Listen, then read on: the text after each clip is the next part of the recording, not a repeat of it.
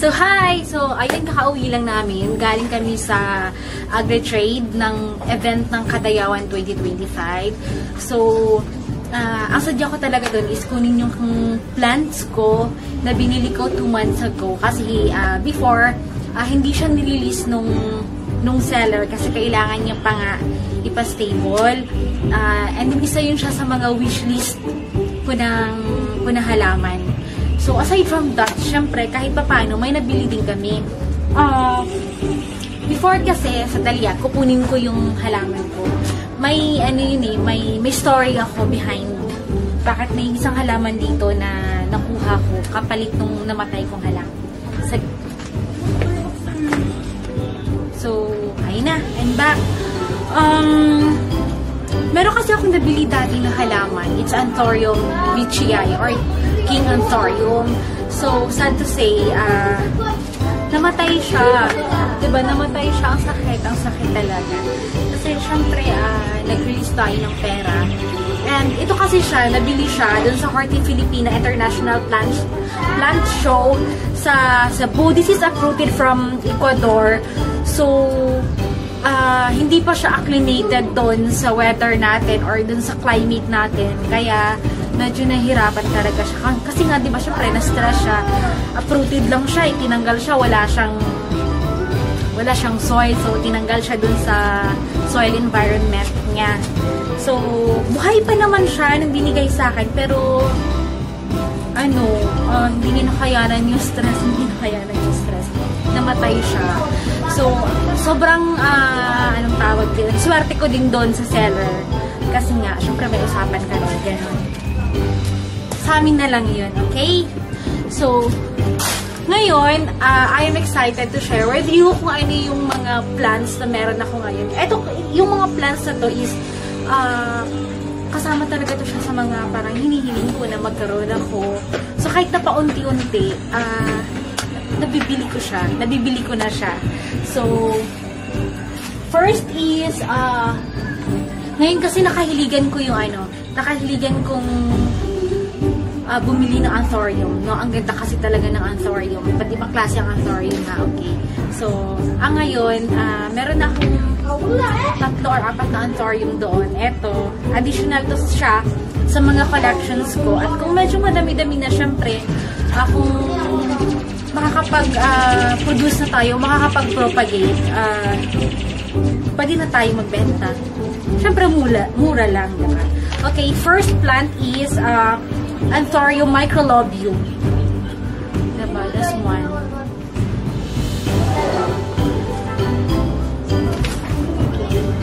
First, and then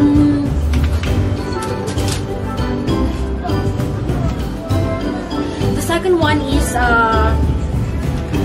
Anthurium crystal hope or crystallinum. I don't know. Kasi ang sabi ng seller ng pinagbilhan ko, hybrid lang daw. Malalaman mo na magkakaiba yung mga Anthurium pag medyo naging dominant na yung mga silver linings kasi magkakaiba talaga yan sila yung lines na nandyan. Okay. So this one, another Anthurium, heart-shaped Anthurium. And then this one, Anthurium hybrid daw. So, I don't know. Sige lang, malalaman din natin kung anong klaseng Anthurium, anong variety. Kasi sobrang lalaki ko sila. As in, lalaki talaga yung tao.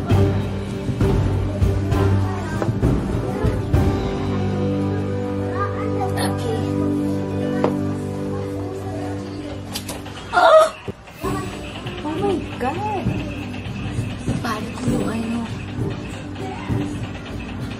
isang leaves ng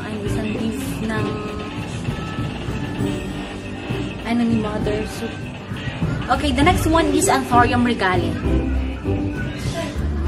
Ang ganda nila, guys. This one is Anthurium regale. Tadara!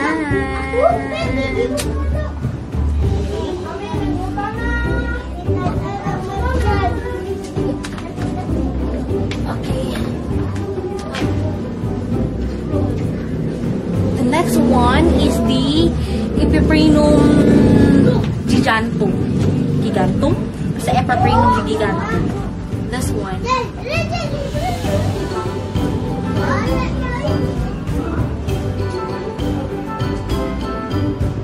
Pero hindi isang ano hindi to isang pilihan lang yung mga nabili, hindi ko lang nakuha.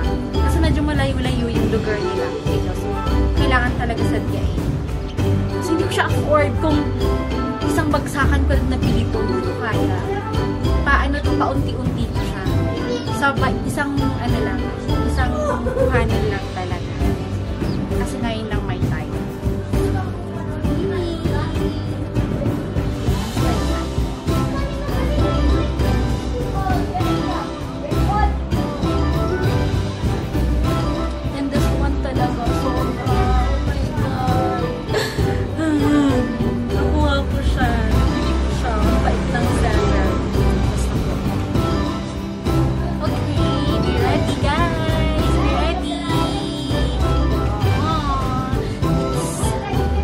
Variegated block card na.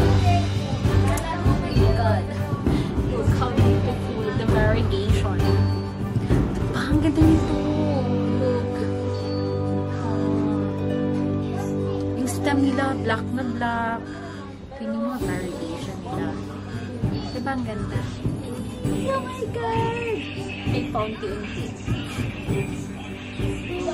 One of my favorite aside yan sa mga, actually ang dami kong favorite. Parang lahat naman natin ang favorite. Pagbigyan niya.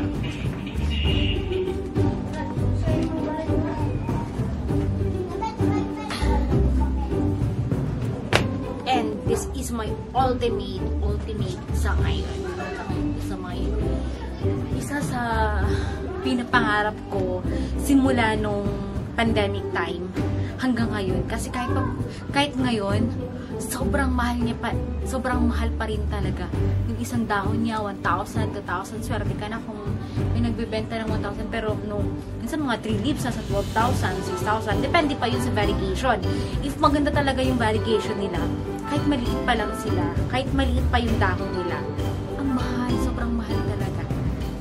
May nakita nga ako nito dun kanina, yung medyo malago na talaga siya. Selling for 125,000. So, eto sa akin, binili ko siya nung parang bagong propagate pa lang talaga. Para sa akin, medyo masakit yung price niya. Pero, sabi ko kasi, kung hindi ko siya bibili ngayon sa ganung price niya pa lang, hindi ko siya kaya talaga. Kasi nga, mahal talaga siya. Okay. So, kaya ko lang siya ngayon nakuha kasi nga, bago i-release ng seller sa akin, dapat ano na siya, kanang buhay na talaga siya. So, yeah! Be ready, guys! So, 1, 2, 3, yeah. It's a variegated melody.